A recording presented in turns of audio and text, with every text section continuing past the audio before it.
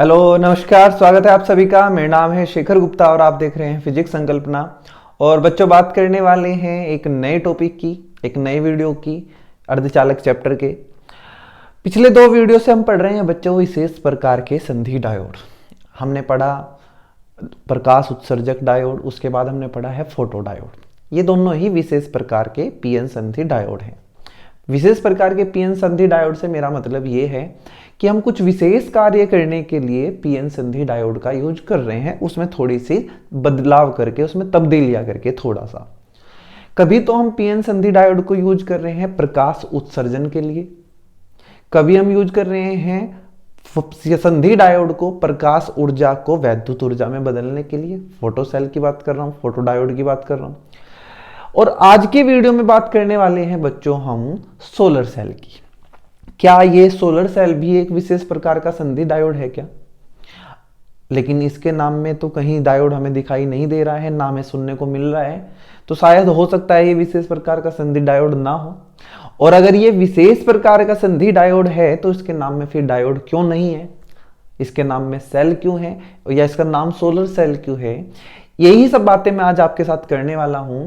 बिना किसी देरी के हम शुरू करने वाले हैं आज का वीडियो और सब लोग हेडिंग लगाएंगे सोलर सेल। चलिए शुरू करते हैं पढ़ना सोलर सेल। सबसे पहले मैं आपको ये क्लियर कर दूं कि हाँ, ये भी एक विशेष प्रकार का पीएन संधि डायोड है।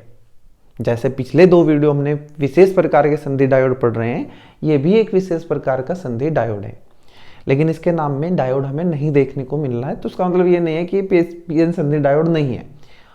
कुछ कारण है जिसकी वजह से इसमें सेल का यूज किया है हमने। और पूरा नाम इसका सोलर सेल क्यों है? क्योंकि ये जो पीएन संधि डायोड में यूज करने वाला हूं, ये बदलेगा सूर्य के प्रकाश की ऊर्जा को वैद्युत ऊर्जा में।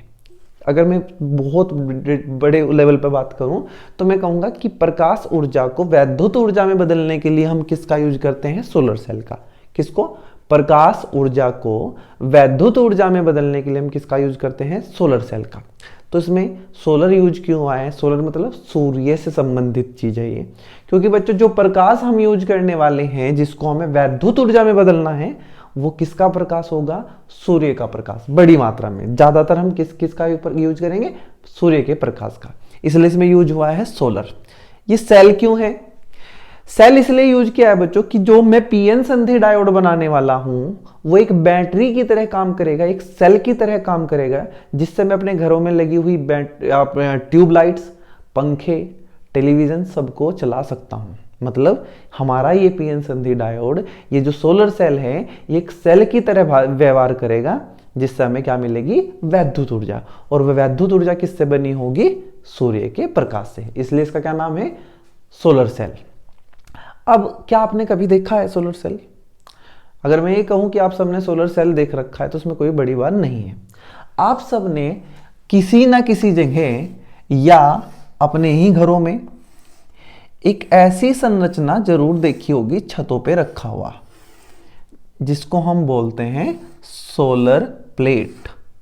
देखा है क्या? एक ऐसी प्लेट लगी होती है, उसमें से तार निकल के कहीं नीचे में आप एक बैटरी लगा होता है, जिसको हम बैटरा बोल देते हैं। बड़ा होती तो बैटरी है, बस बड़ा साइज है तो उसको बैटरा बोल देते हैं। इसमें क्या होता है? ये जो नीचे का हिस्सा होता है, इसको बोलते हैं एन क्षेत्र, और ऊपर वाले क्षेत्र को बोलते हैं पी क्षेत्र, और इसको पूरे को बोलते हैं सोलर प्लेट। ये जो बच्चों सोलर प्लेट है, ये बहुत सारे सोलर सेलों का एक संयोजन है।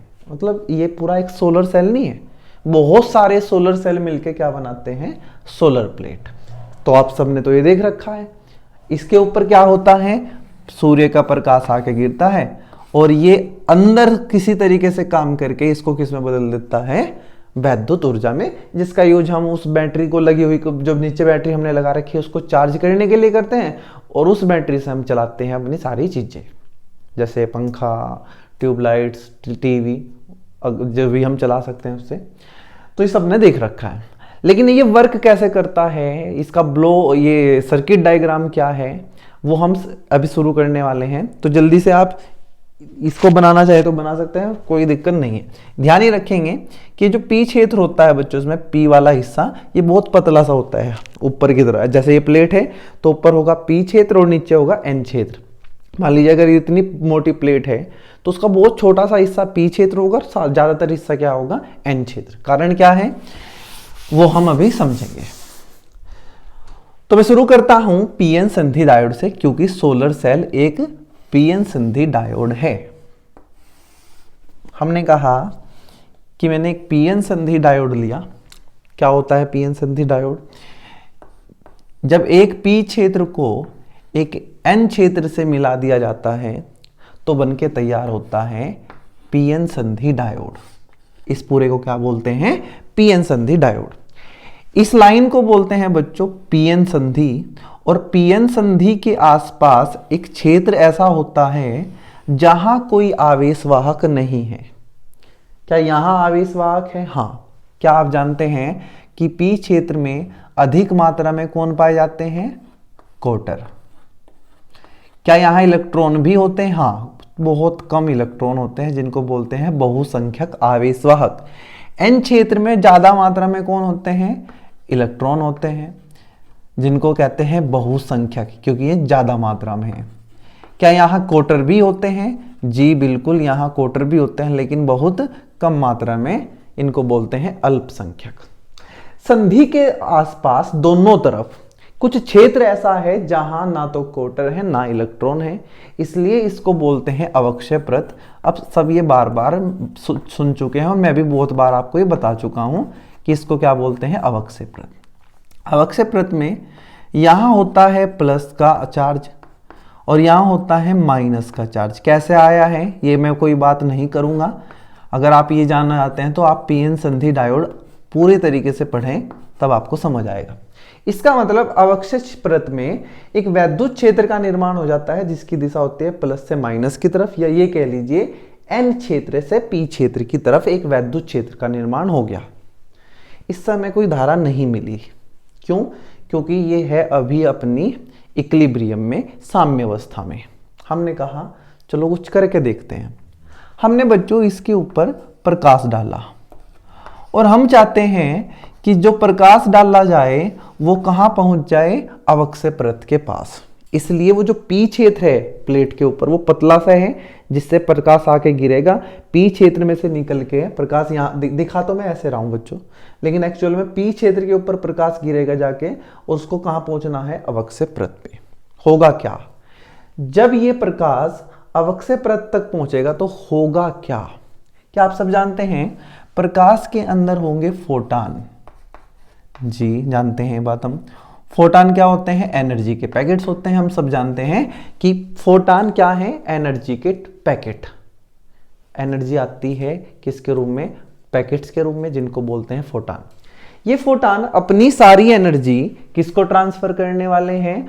अवक्षय प्रत के अंदर सहसंयोजी बंधों को। किनको? अवक्षय प्रत के अंदर सहसंयोजी बंधों को। जी मान लीजिए ये एक सहसंयोजी बंध है, बाहर से एक फोटान आया, उसने अपनी सारी एनर्जी इस सहसंयोजी बंध को दे दी, तो क्या होगा? ये सहसंयोजी बंध टूट जाएगा। सहसंयोजी बंध जब टूटता है तो बच्चों बनता है एक इलेक्ट्रॉन, और इलेक्ट्रॉन बनने के बाद बची हुई खाली जगह को बोलते हैं कोटर। मतलब यहां फोटानों के पहुंचने से बहुत सारे सहसंयोजी बंध टूटेंगे। वे सहसंयोजी बंध टूटने से बहुत सारे इलेक्ट्रॉन और उतने ही सारे कोटरों का निर्माण होगा। क्या ये काम यहां नहीं हो सकता? क्या मैं अवक्षय प्रत की बात कर रहा हूं सहसंयोजी बंध टूटने की? क्या सहसंयोजी बंध यहां नहीं टूट सकते? क्या बिल्कुल टूट सकते हैं। क्या यहां इलेक्ट्रॉन कोटर नहीं बनेंगे? क्या बिल्कुल बनेंगे, लेकिन वहां दिक्कत है। क्या दिक्कत है बता रहा हूं बच्चों। मान लीजिए यहां एक इलेक्ट्रॉन और एक कोटर का निर्माण हो गया सहसंयोजी बंध टूटने से। इस वैद्युत क्षेत्र के कारण ये इलेक्ट्रॉन भागेगा इस तरफ, क्योंकि इलेक्ट्रॉन पे आवेश होता है माइनस, तो ये भागेगा प्लस की तरफ, और कोटर पे आवेश माना जाता है प्लस, तो ये भागेगा माइनस की तरफ। सही बात बताऊं तो कोटर नहीं चलते हैं, एक्चुअल में चलते हैं इलेक्ट्रॉन, लेकिन समझाने के लिए बताते हैं कि कोटर चल रहे हैं। अगर यही काम यहां होता, एक इलेक्ट्रॉन और कोटर का निर्माण होता, तो बच्चों यहां कोई वैद्युत क्षेत्र नहीं है, इसलिए ये एक विपरीत दिशाओं में नहीं भागते, ये अपने आप ही कहीं ना घूमते रहते हैं और वापस फिर से मिल जाते। मतलब कहने का ये है कि अगर सहसंयोजी बंध यहाँ टूटेगा तो उससे बना हुआ इलेक्ट्रॉन और कोटर किसी दूसरे कोटर या इलेक्ट्रॉन से क्या कर जाएगा, सहसंयोजन या पुनः संयोजन, जिस समय कोई धारा प्राप्त नहीं होगी। लेकिन अगर यही काम यहाँ हो रहा है तो यहाँ का वैद्युत क्षेत्र उन दोनों किनको, इलेक्ट्रॉन और कोटर को विपरीत दिशा में चला देता है, जिससे वे एक दूसरे से नहीं मिल पाते। अच्छा जी, बहुत बढ़िया। हुआ क्या, इस वैद्युत क्षेत्र के कारण जितने भी सहसंयोजी बंध टूटेंगे उनसे उत्पन्न होने वाले इलेक्ट्रॉन यहां इकट्ठे हो जाएंगे। क्या पहले से ही इलेक्ट्रॉन है यहाँ? हाँ। क्या और इलेक्ट्रॉन आगे बहुत ज्यादा? बिल्कुल आगे। तो मतलब यहां इलेक्ट्रॉनों की संख्या बढ़नी शुरू हो गई और ये कोटर यहां जमा होने लगे। तो इसका मतलब ये है कि सूर्य के प्रकाश डालने से यहां सहसंयोजी बंध टूटे, उन सहसंयोजी बंधों के टूटने से बने हुए इलेक्ट्रॉन एन क्षेत्र के इस तरफ जमा होने लगे और कोटर इस तरफ जमा होने लगे। बच्चों, इन फालतू इलेक्ट्रॉनों के कारण पीएन संधि डायोड का ये सिरा हो जाएगा माइनस, क्योंकि इलेक्ट्रॉन है उन पे कैसा चार्ज होता है, माइनस। तो वे यहां जाके क्या बना देंगे, एक ऋण विभव, माइनस का पोटेंशियल। और इन कोटरों के प्लस चार्ज की वजह से पीएन संधि डायोड का ये टर्मिनल बन जाएगा धन विभव, मतलब ये हो जाएगा पॉजिटिव टर्मिनल। क्या आप सब जानते हैं कि अगर एक तरफ पॉजिटिव टर्मिनल है और एक तरफ नेगेटिव टर्मिनल है तो एक सेल होता है। क्या आपने सेल का ये सिंबल पढ़ रखा है बच्चों सबने? ये बड़ा डंडा जो है प्लस होता है और ये छोटा डंडा क्या होता है, माइनस। और यही तो सेल है। और सेम काम यहां हुआ कि ये वाला हिस्सा कैसा हो गया, प्लस, और ये वाला हिस्सा कैसा हो गया, माइनस, और ये बन गया हमारा एक सेल। और ये सेल किसकी वजह से बना है, सूर्य के प्रकाश की वजह से, इसलिए इसको बोलते हैं सोलर सेल। क्या मेरी बात समझ आई कि सोलर सेल का निर्माण कैसे कर रहे हैं हम? क्या सोलर सेल एक पीएन संधि डायोड ही है क्या? बिल्कुल। देखो, एक पी टाइप और एक एन टाइप मिलकर क्या बनाते हैं, पीएन संधि डायोड। बीच में क्या बननी है, अवक्षय परत, उसके ऊपर हमने प्रकाश डाला, अवक्षय परत के अंदर बहुत सारे सहसंयोजी बंध टूटे, सहसंयोजी बंध टूटे तो बने इलेक्ट्रॉन और कोटर, और यहाँ के वैद्युत क्षेत्र ने इलेक्ट्रॉनों को इस तरफ भगाया, कोटरों को इस तरफ भगाया। इलेक्ट्रॉनों की वजह से यहाँ माइनस चार्ज इकट्ठा हो गया और कोटरों की वजह से यहाँ प्लस चार्ज इकट्ठा हो गया। मेरे दिमाग में एक बात आती थी जब मैं पढ़ता था कि यार इलेक्ट्रॉन तो यहाँ पहले भी थे प्रकाश डालने से, और यहाँ कोटर थे, तो यहाँ तो पहले से ही माइनस का आवेश होगा और यहाँ प्लस का आवेश होगा पहले से ही, मतलब ये पहले से ही एक बैटरी है। तो बच्चों, मैं आपकी ये बात या आपका ये डाउट अगर दिमाग में है तो उसको क्लियर कर दूं कि ऐसा नहीं है। जब मैंने प्रकाश नहीं डाला था, यहाँ सहसंयोजी बंध नहीं टूटे थे, तो यहाँ इलेक्ट्रॉन थे, ये बात सही है, यहाँ कोटर थे, ये बात सही है, लेकिन यहाँ माइनस का आवेश था, ये बात गलत है। यहाँ प्लस का आवेश था, ये बात गलत है। यहाँ माइनस आवेश तब आया है जब बंध टूटने से बने इलेक्ट्रॉन यहाँ पहुंचे हैं। ये क्या बात है, जब पहले ही इलेक्ट्रॉन है तो यहाँ माइनस आवेश क्यों नहीं है, ये बताओ हमें। बच्चों, जितने यहाँ इलेक्ट्रॉन हैं उतने ही यहाँ धनायन भी हैं। अगर आपने एन टाइप अर्धचालक और पी टाइप अर्धचालक अच्छे से पढ़े होंगे तो मैंने आपको बताया था, भले ही इसका नाम एन टाइप अर्धचालक है लेकिन ये ऋणावेशित नहीं है, इस पे कोई आवेश है ही नहीं। क्योंकि अगर ये एक फालतू इलेक्ट्रॉन रखता है एन क्षेत्र, ये एक फालतू प्रोटॉन भी रखता है अपने नाभिक के अंदर। जब तक हमने प्रकाश नहीं डाला है, यहाँ जितने इलेक्ट्रॉन हैं उतने ही यहाँ धनायन भी हैं बच्चों, मतलब यहाँ कोई आवेश नहीं था। आवेश तो यहाँ इन फालतू इलेक्ट्रॉनों की वजह से आया जो सहसंयोजी बंध टूटने से बने। एक बार और समझाता हूं।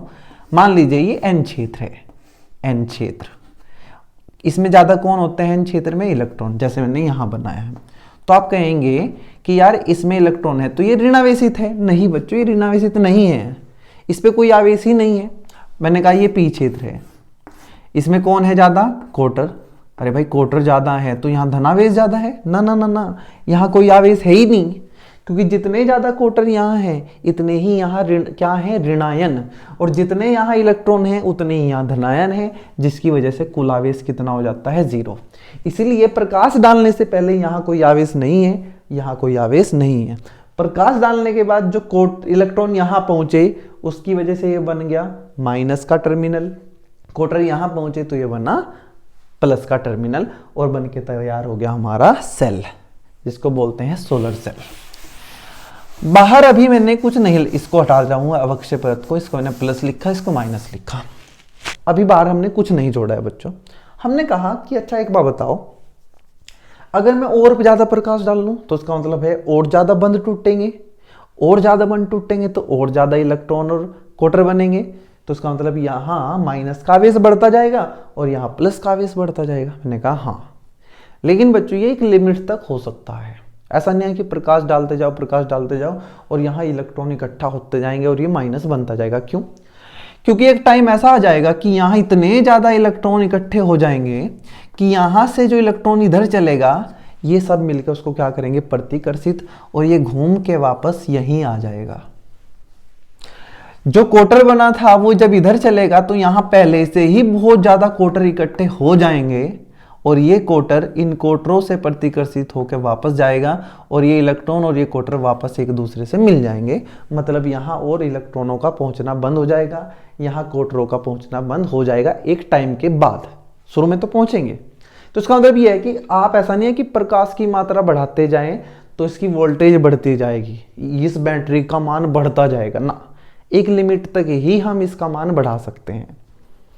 प्रकाश की मात्रा बढ़ाने से हमेशा ये धनावेश और ये ऋणावेश, ये ऋणावेश और ये धनावेश नहीं बढ़ता जाएगा। ये सारी प्रक्रिया होगी अगर ऐसा हुआ, ये इलेक्ट्रॉन इस माइनस आवेश से प्रतिकर्षित होकर वापस आ जाएगा, ये क्वार्टर जब इधर चलेगा तो यहाँ के क्वार्टर, मतलब यहाँ का जो प्लस का आवेश है वो उसको वापस भेज देगा और दोनों मिल जाएंगे। अच्छा जी, अब इससे धारा कैसे प्राप्त होगी? हमने ये तो कहा कि चलो जी ये बैटरी बन गया। अब बैटरी तो हमें क्या देती है? धारा देती है। इससे धारा कैसे ली जाए? हमने कहा आपको मान लीजिए एक पंखा चलाना है। पंखा क्या है? एक प्रतिरोध है, उसको यहाँ जोड़ दीजिए और जैसे ही आप इसको यहाँ जोड़ेंगे, क्योंकि ये क्या बन चुकी है? बैटरी। इस बैटरी की वजह से ये पंखा चलने लगेगा, मतलब यहाँ एक धारा प्राप्त हमें होगी। और धारा कैसे प्राप्त होगी सुन लीजिए। क्या आपको पता है कि धारा चलती है इलेक्ट्रॉनों के चलने के विपरीत दिशा में और क्वार्टरों के चलने की दिशा में?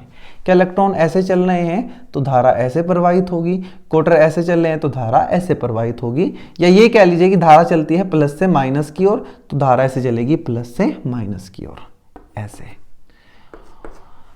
अगर मैं यहां की बात करूं, अंदर की बात करूं बैटरी के, तो धारा चलेगी एन क्षेत्र से पी क्षेत्र की ओर, क्योंकि इलेक्ट्रॉन चल रहे हैं ऐसे तो धारा चलेगी ऐसे। और बच्चों, जो धारा N से P की ओर होती है उसको हम बोलते हैं ऋणात्मक धारा। बस कहने की बात है। और जो धारा होती है P से N की ओर उसको हम बोलते हैं हम धनावेशित धारा, मतलब प्लस की धारा। क्या ये समझ आ गया आपको कि सोलर सेल कैसे काम करता है? जल्दी से हम इसका एक ग्राफ बनाते हैं जिसको बोलते हैं VI अभिलक्षण। सोलर सेल के VI अभिलक्षण। VI का मतलब, V का मतलब है वोल्टेज, I का मतलब है करंट। VI अभिलक्षण खींचते हैं। उसके लिए मुझे क्या करना पड़ेगा? दो अक्ष बनाने पड़ेंगे। एक पे मैं लूंगा वोल्टेज और एक पे लूंगा मैं I। अब ये वोल्टेज क्या है? ये प्लस माइनस, ध्यान रखना, ये जो प्लस माइनस के बाद की वजह से एक विभवांतर उत्पन्न हो रहा है उसको मैंने यहां लिया, और ये क्या है? धारा I। इस ये ग्राफ खींचने के लिए हम सबसे शुरू में क्या करेंगे बच्चों, कि बाहर जो प्रतिरोध जोड़ा है हमने, बाहर लगाया है, उसको हम कनेक्ट ही नहीं करेंगे। मतलब दो जो तार आए हैं इससे निकल के, वो हमने पंखे से जोड़े ही नहीं, मतलब यहां कुछ भी नहीं हमने जोड़ रखा है। ऐसे परिपथ को बोलते हैं बच्चों खुला परिपथ। क्या बोलते हैं? खुला परिपथ। और बच्चों इसको इंग्लिश में बोलते हैं ओपन सर्किट। क्या बोलते हैं? Open circuit. देखो ये सर्किट खुला हुआ ही तो है, खुला है, मतलब बंद थोड़ी है। जो सोलर सेल से ऊपर से जो तार आए हैं हमने वो किसी से जोड़े ही नहीं है। क्या हमें कोई धारा प्राप्त होगी? तो हम कहेंगे कि खुले परिपथ में धारा का मान होता है 0। कितना मान होता है? धारा का मान 0। और खुले परिपथ में प्रतिरोध का मान होता है अनंत। कितना? अनंत। अगर आपको कभी ये कही जाए कि ओपन सर्किट है तो आप समझ जाना कि धारा कितनी है, 0। ओपन का मतलब खुला हुआ, तार जोड़े ही नहीं है हमने, क्या धारा प्रवाहित होगी? ना हो, नहीं हो सकती। धारा प्रवाहित नहीं हो रही, इसका मतलब है प्रतिरोध का मान कितना है? अनंत है। अब इन तार को आपस में ना जोड़ने का से क्या हो सकता है भाई? जो इलेक्ट्रॉन यहां आए थे उन्हें बाहर जाने का रास्ता नहीं मिलेगा। अगर ये वायर आपस में जुड़े होते, मतलब किसी प्रतिरोध से जुड़े होते, तो इन इलेक्ट्रॉनों को यहां से चलने का रास्ता मिल जाता और ये यहां से पहुंच के कोटर के पास पहुंच जाते और उनसे मिलके एक क्या कर लेते? पुनः संयोजन। लेकिन इनको चलने का रास्ता नहीं मिल रहा है। इसका मतलब ये है कि जितने भी इलेक्ट्रॉन हैं सारे के सारे यहां जमा हो जाएंगे और जितने भी कोटर हैं सारे के सारे यहां जमा हो जाएंगे और कोई भी इलेक्ट्रॉन यहां से बाहर नहीं निकल पाएगा। मतलब इस टाइम खुले परिपथ के दौरान धारा का मान कितना है? 0। मतलब ये 0। लेकिन क्या वोल्टेज 0 है? नहीं, वोल्टेज तो है बच्चों, और इस वोल्टेज का मान सबसे ज्यादा है। इससे ज्यादा वोल्टेज नहीं हो सकती। कब? जब परिपथ कैसा है? खुला परिपथ, मतलब ओपन सर्किट है, तो वोल्टेज जो बनी है वो सबसे ज्यादा होगी और इसको हम बोलेंगे प्लस वोल्टेज यहां। और बच्चों इसको प्रदर्शित करते हैं V से, क्योंकि किसके दौरान है? ओपन सर्किट के लिए, तो यहां लिखते हैं OC। कोई आपसे पूछ ले कि VOC क्या है, तो आप बता देंगे ओपन सर्किट वोल्टेज। उस टाइम की वोल्टेज किसकी? इस सोलर सेल की, जब हमने बाहर कोई प्रतिरोध नहीं लगाया है, या ये कह लीजिए प्रतिरोध का मान क्या है? अनंत है। सर्किट कैसा है? खुला है। धारा का मान 0 है। देखो यहां धारा का मान कितना? 0 और वोल्टेज कितनी? VOC। मैंने इसको ऐसे कर दिया। चलिए अब करते हैं दूसरा काम। दूसरे को बोलते हैं बच्चों लघु परिपथ। क्या बोलते हैं? लघु परिपथ। इंग्लिश में इसको बोलते हैं शॉर्ट सर्किट। कैसे होता है शॉर्ट सर्किट? मैं आपको बता देता हूं। अगर मैं ये तार और इस तार को आपस में मिला दूं और अगर इस तार का प्रतिरोध लगभग 0 है, कितना प्रतिरोध है? 0, तो यहां I का मान क्या होगा? अधिकतम। बहुत ज्यादा धारा बहने लगेगी। ऐसे सर्किट को बोलते हैं बच्चों शॉर्ट सर्किट। अगर आप करना मत, ये मैं बता रहा हूं वैसे ही, एक तार लेके उस तार के दोनों सिरे प्लग में डाल दें करके किसी स्विच में, स्विच के पास जो प्लग लगा होता है, तो हमारा सर्किट क्या हो जाएगा? Short circuit. और उस टाइम परिपथ में सबसे ज्यादा धारा बहने लगेगी और हो सकता है आपके घर के वायरों में आग भी लग जाए। करना मत बच्चों ये। मतलब अगर इन दो तारों को मैं आपस में मिला दूं और ये इनका प्रतिरोध लगभग 0 हो, तो इस परिपथ में सबसे ज्यादा धारा बहने लगेगी। क्यों बहेगी सबसे ज्यादा धारा? क्योंकि इन इलेक्ट्रॉनों को यहां से चल के यहां पहुंचने का मौका मिल जाएगा और जैसे ही इन्हें मौका मिलेगा यहां के सारे इलेक्ट्रॉन निकल के यहां कोटरों से मिल जाएंगे और इस परिपथ में धारा एकदम से बहुत ज्यादा बढ़ जाएगी। क्या यहां कोई इलेक्ट्रॉन बचेगा? ना, क्योंकि सारे इलेक्ट्रॉन यहां से निकल के यहां पहुंच गए। मतलब वोल्टेज कितनी हो गई? 0। मतलब लघु परिपथ के दौरान वोल्टेज कितनी हो जाएगी? 0। अब देखो वोल्टेज यहां 0 है ये, और धारा का मान होगा सबसे ज्यादा। आई की वैल्यू क्या होगी? अधिकतम। अब ये धारा यहां लूं या यहां लूं, ये बात आप डिसाइड करेंगे, क्योंकि धारा N से P की तरफ है। N से P की ओर की धारा को हम बोलते हैं ऋणात्मक धारा, और ऋणात्मक धारा कहां होगी? नीचे इस पॉइंट पे। मतलब ये जो पॉइंट है, ये इस धारा को बोलते हैं बच्चों ISC। S का मतलब शॉर्ट, C का मतलब सर्किट, शॉर्ट सर्किट धारा। और इस समय V का मान कितना है? 0 है। तो हमें दो बिंदु तो मिल गए। इस पे इसको बोलते हैं ओपन सर्किट वोल्टेज, इसको बोलते हैं शॉर्ट सर्किट करंट। यहां प्रतिरोध कितना है? अनंत है। यहां प्रतिरोध 0 है। यहां धारा का मान कितना है? 0, और वोल्टेज का मान अधिकतम है। और यहां वोल्टेज का मान 0 है और धारा का मान अधिकतम है। यहां धारा 0, यहां वोल्टेज 0। यहां वोल्टेज अधिकतम, यहां धारा अधिकतम। ये ओपन सर्किट, ये शॉर्ट सर्किट। यहां प्रतिरोध अनंत है, बहुत ज्यादा है, और यहां प्रतिरोध लगभग 0 है। इनके बीच में क्या मानना है आपका? इनके बीच में क्या हो रहा होगा?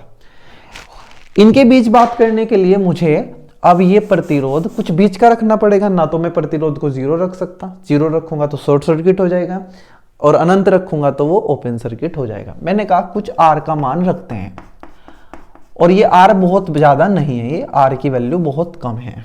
अगर ये प्रतिरोध कम है तो इन इलेक्ट्रॉनों को यहां से चलने में ज्यादा दिक्कत नहीं आएगी। प्रतिरोध क्या करता है, आवेश के चलने के मार्ग में बाधा उत्पन्न करता है, और अगर ये प्रतिरोध कम है इसका मतलब बाधा कम है, और बाधा कम है तो बहुत सारे इलेक्ट्रॉन आराम से चले जाएंगे, मतलब धारा बहुत ज्यादा होगी, और यहाँ बहुत कम इलेक्ट्रॉन बचेंगे अब, क्योंकि ये बाधा उत्पन्न कर रहा है। और इलेक्ट्रॉन अगर यहाँ बचेंगे तो उसका मतलब अब वोल्टेज 0 नहीं होगी।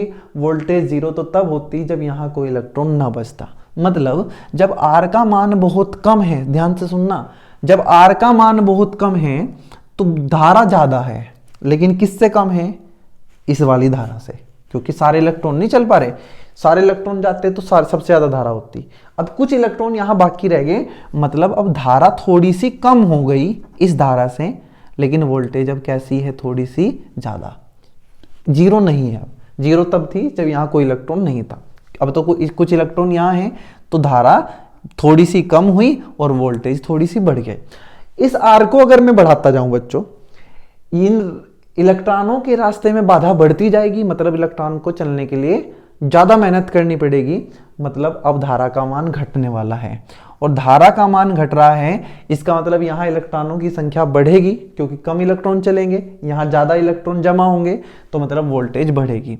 तो मैं ये कह सकता हूं कि जैसे जैसे R का मान बढ़ाता जाऊंगा, धारा का मान घटता जाएगा और वोल्टेज का मान बढ़ता जाएगा, और मुझे ये ग्राफ कुछ ऐसा मिलेगा, और इसी को बोलते हैं बच्चों VI अभिलक्षण। किसके, सोलर सेल के। क्या मैं समझा पाया आपको सोलर सेल? बच्चों ये था हमारा पूरा वीडियो सोलर सेल के बारे में। अब हमारे विशेष प्रकार के पीएन संधि डायोड पूरे हो चुके हैं, जिसमें हमने 3 पढ़े हैं। पहला पढ़ा है हमने LED, जो कैसा होता था, अग्रदिशिक। क्या होता था, अग्रदिशिक। फिर हमने पढ़ा है फोटोडायोड, जो होता था पश्चदिशिक, मतलब रिवर्स बायस। और लास्ट में हमने पढ़ा है सोलर सेल, जिसमें हम कोई दिशिक नहीं करते, ना ये अग्रदिशिक होता है ना पश्चदिशिक होता है।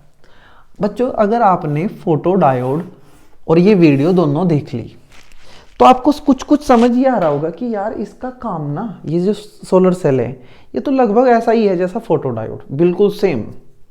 बस थोड़ा सा फर्क ये है कि वहां बाहर एक बैटरी लगी होती थी फोटोडायोड में, और यहां एक बैटरी नहीं है। फोटोडायोड का यूज हम क्या करते थे, प्रकाश ऊर्जा को वैद्युत ऊर्जा में बदलने के लिए। इसका काम भी हम क्या कर रहे हैं, प्रकाश ऊर्जा को वैद्युत ऊर्जा में बदलने के लिए। तो फर्क क्या है दोनों में? फर्क ये है दोनों में बच्चों कि फोटोडायोड का काम बेसिकली प्रकाश की तीव्रता को पहचानना है, ना कि धारा उत्पन्न करना। तीव्रता पहचाननी जाएगी किससे, धारा से ही। लेकिन वहां हमारा मेन फोकस ये नहीं है कि प्रकाश से धारा बना लें, उस धारा से हम पंखे चला लें, ना। वहां तो हम ये चाहते हैं कि ये जो प्रकाश गिर रहा है इसकी तीव्रता कितनी है ये पता हमें चल जाए। जबकि यहाँ काम हमारा क्या है, यहाँ काम है कि जो प्रकाश गिर रहा है उसको किस में बदल लें हम, वैद्युत ऊर्जा में, जिससे हम अपने पंखे चला लें, टीवी चला लें। वहां फोटोडायोड को हम बाहर एक बैटरी से जोड़ते थे, P को N- से और N को प्लस से, जिससे हम बोलते थे कि हमारा पीएन संधि डायोड क्या हो चुका है, रिवर्स बायस। यहां हमने कुछ ऐसा नहीं किया है। बैटरी जोड़ने की वजह से जब हम इस प्लस को माइनस से जोड़ते हैं, बैटरी के प्लस टर्मिनल को ऐसे जोड़ते हैं, देखो ऐसे, फोटोडायोड की बात कर रहा हूं, P को जोड़ते हैं माइनस से और N को जोड़ते हैं प्लस से, ऐसे। ये जो इलेक्ट्रॉन यहां जमा हो रहे हैं सोलर सेल के अंदर, ये फोटोडायोड में जमा नहीं होते, प्लस इनको अपनी ओर खींच लेता है और किससे मिला देता है, कोटरों से। और वहां हमारा जो पीएन संधि डायोड है वो एक बैटरी नहीं बन पाता। ये फर्क है हमारा फोटोडायोड और सोलर सेल में, ज्यादा फर्क नहीं है, दोनों का काम एक सा ही है, ये आप ध्यान रखेंगे। उम्मीद है मैं आपको अच्छे से समझा पाया हूँ। अगर आपको समझ आया है तो आप इनको अच्छे से पढ़ लें, अच्छे से रट लें इनको, मैं तो ये कहूँगा, क्योंकि बहुत ज़्यादा इंपॉर्टेंट है। मिलते हैं नेक्स्ट वीडियो में, देखते हैं क्या पढ़ते हैं। तब तक के लिए आप पढ़ते रहें। धन्यवाद।